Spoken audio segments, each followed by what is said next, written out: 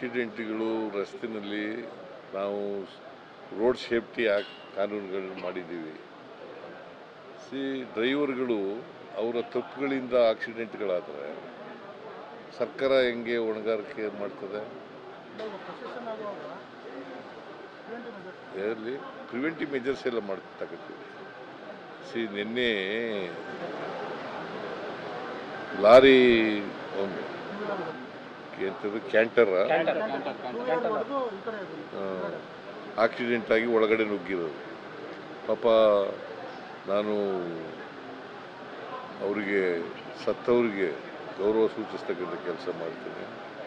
ಅವರು ಕುಟುಂಬದ ವರ್ಗದವರಿಗೆ ಅವರು ಸಾವಿನ ದುಃಖ ಭರಿಸ್ತಕ್ಕಂಥ ಕೆಲಸ ಮಾಡ್ತೀನಿ. ನಾನು ಎಲ್ಲ ಕೃಷ್ಣ ಬೈರೇಗೌಡನಿಗೆ ಬೆಳಗ್ಗೆ ಹೋಗಿ ಅವನ್ನೆಲ್ಲ ಭೇಟಿ ಮಾಡಿ ಪರಿಹಾರ ಘೋಷಣೆ ಮಾಡುವಂತ ಹೇಳಿದ್ದೇನೆ. Krishna Byregowda district in charge minister ಅವ್ರಿಗೆ ಹೋಗಿ ಕೇಳಿದ್ದೆ. ಅವ್ರು ಹೋಗಿ ಮಾಡಿದ್ದಾರೆ. 5 ಲಕ್ಷ ಮಾಡಿದ್ದಾರೆ. ಬಟ್ ಬಿಜೆಪಿ 10 ಲಕ್ಷ ಆಗಬೇಕು ಅಂತ ಕೇಳಿದ್ದಾರೆ. 10 ಲಕ್ಷ ಪರಿಹಾರ ಅವ್ರು ಎಷ್ಟು ಕೊಟ್ಟಿದ್ರು? Central government 2 lakh, central government PM 2 lakh announce ಮಾಡಿದ್ದಾರೆ. ಸೊ ಇವ್ರು 5 ಲಕ್ಷ ಮಾಡಿದ್ರೆ 10 ಲಕ್ಷ ಮಾಡಿರ್ತಾರೆ. ಇವ್ರ ಕಾಲದ ಅಧಿಕಾರದಲ್ಲಿ ಇದ್ರಲ್ಲ, ಹಾಗೆ ಎಷ್ಟು ಮಾಡಿದ್ರು ಕೇಳದೇನಪ್ಪ ಅದನ್ನ? ಮತ್ತೆ ಮಾಡಿಲ್ವಲ್ಲ ಅವರು. ಹೆಚ್ಚಾಗಿ ಕೊಟ್ಟಿದ್ರೆ ಪರವಾಗಿಲ್ಲ ಅಂತ ಅನ್ಬೋದಾಗಿತ್ತು. ಪರಿಹಾರ ಕೊಡೋದು ಅವ್ರನ್ನ ಸತ್ತದವ್ರಿಗೆ ನಾವು ವಾಪಸ್ ತರ್ತೀವಿ ಅಥವಾ ಅದಕ್ಕೆ ಪರಿಹಾರ ಅಂತ ಅಲ್ಲ. ಇದು ಸರ್ಕಾರ ಮೊದಲಿಂದಲೂ ಕೂಡ ಕೊಡ್ತಾ ಬಂದಿದೆ. ಅವರ ಕುಟುಂಬ ವರ್ಗದವರಿಗೆ ಅವರಿಗೆ ಸಾಂತ್ವನ ಹೇಳಲಿಕ್ಕೋಸ್ಕರವಾಗಿ ಈ ಥರದ್ದು ಮಾಡ್ತೀವಿ.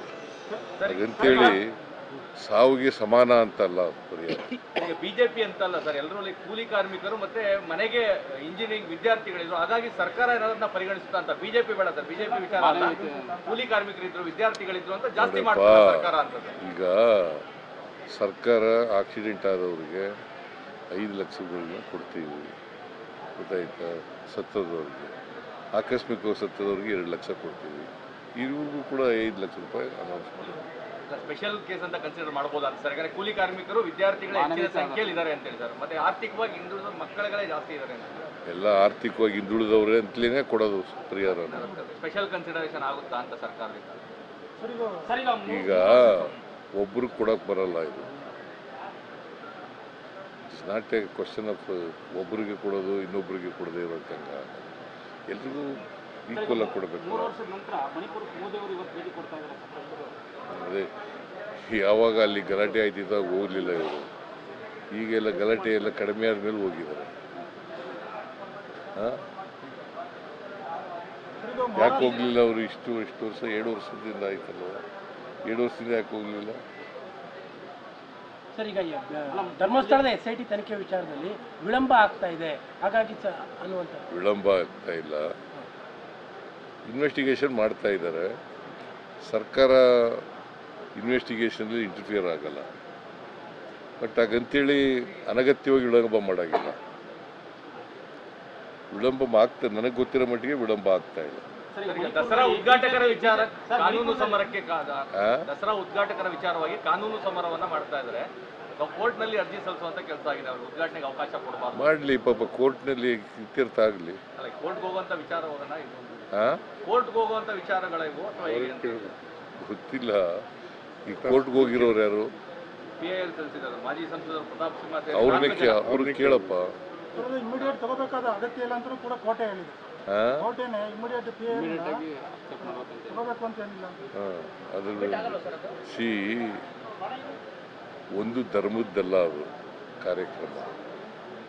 ಅದು ಸಾಂಸ್ಕೃತಿಕವಾಗಿ ನಡೀತಾ ಇರ್ತಕ್ಕಂಥ ಒಂದು ಕಾರ್ಯಕ್ರಮ. ಮತ್ತು ಎಲ್ಲ ಜನರು ಕೂಡ ಅದರಲ್ಲಿ ಪಾರ್ಟಿಸಿಪೇಟ್ ಮಾಡ್ತಕ್ಕಂಥ ಕಾರ್ಯಕ್ರಮ. ಇದು ಒಂದು ನಾಡ ಹಬ್ಬ. ಇಂಥದೇ ಧರ್ಮದವರು ಭಾಗವಹಿಸಬೇಕು, ಇಂಥ ಧರ್ಮದವರು ಭಾಗವಹಿಸಬಾರ್ದು ಅಂತ ಇಲ್ಲ ಈ ಹಬ್ಬದಲ್ಲಿ. ಇದು ಸಾರ್ವತ್ರಿಕವಾಗಿರ್ತಕ್ಕಂಥ ಒಂದು ಹಬ್ಬ. ಈ ಹಬ್ಬದಲ್ಲಿ ಎಲ್ಲ ಜಾತಿಯವರು, ಎಲ್ಲ ಧರ್ಮದವರು ಭಾಗವಹಿಸಬೇಕು.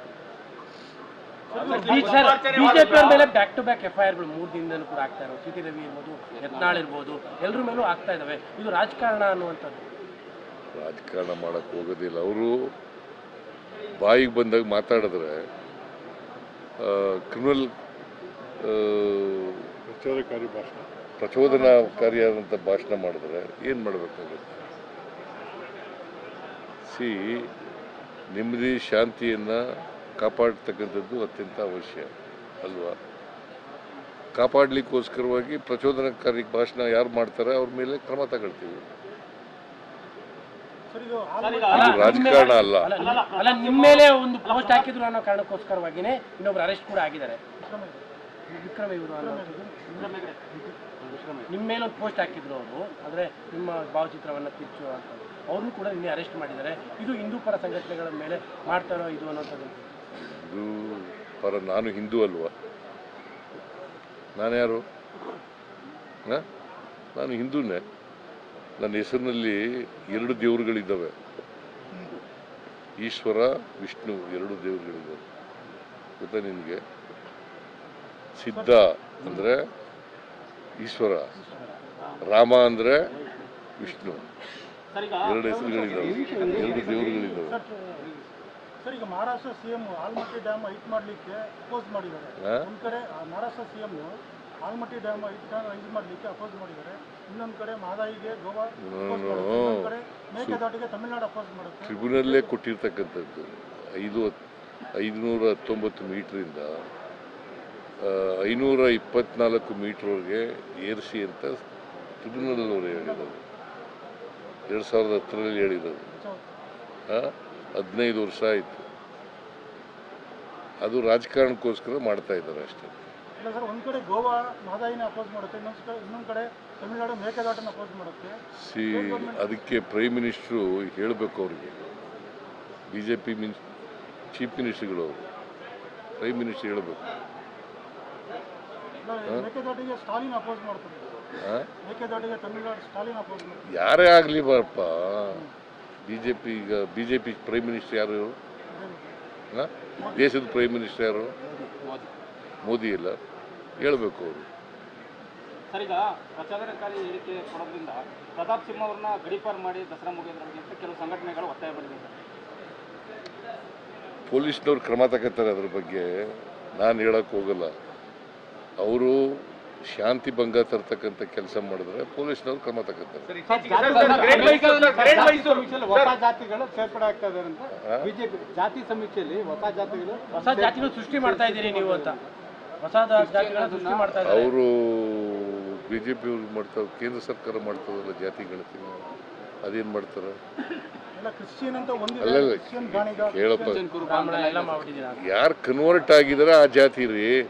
ಈಗ ನಾನು ಹಿಂದೂ ಇಂದ ಮುಸಲ್ಮಾನ್ಗೆ ಕನ್ವರ್ಟ್ ಆಗಿದ್ದೀನಿ ಅಂತ ಇಟ್ಕೊಳ್ಳೋಣ, ನಾನು ಆಗಲ್ಲ.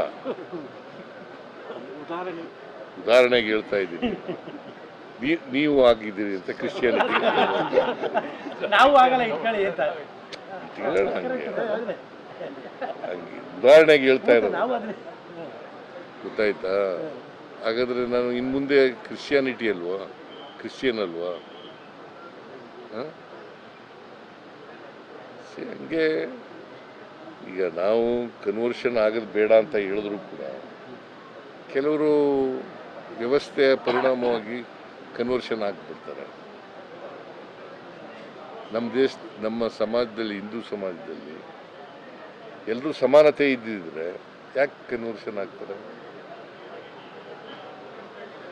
ಸಮಾನ ಈಕ್ವಲ್ ಆಪರ್ಚುನಿಟೀಸ್ ಇದ್ದರೆ, ಸಮಾನತೆ ಇದ್ದರೆ ಯಾಕೆ ಅಸ್ಪೃಶ್ಯತೆ ಯಾಕೆ ಬಂತು? ನಾವು ಹುಟ್ಟಾಕಿದ್ವಾ?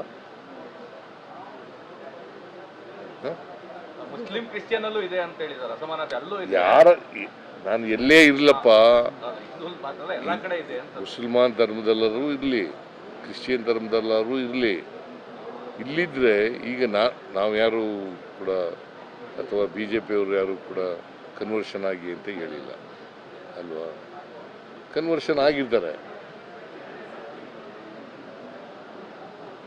ಇಟ್ ಈಸ್ ದೇರ್ ರೈಟ್ ಅಲ್ವಾ, ಕನ್ವರ್ಷನ್ ಆಗೋದು ಅವರು ರೈಟ್. ಮಣಿಪುರ್ಗೆ ಭೇಟಿ ಕೊಡೋದು ಏನು ಸಂದೇಶ ನೀಡ್ಬೋದು ಅಂತ ಮೋದಿ ಅವರು ಭೇಟಿ ಕೊಡೋಂಥದ್ದು ಏನು ಸಂದೇಶ ನೀಡ್ಬೋದು ಈಗ 3 ವರ್ಷದ ನಂತರ ಹೋಗೋದು?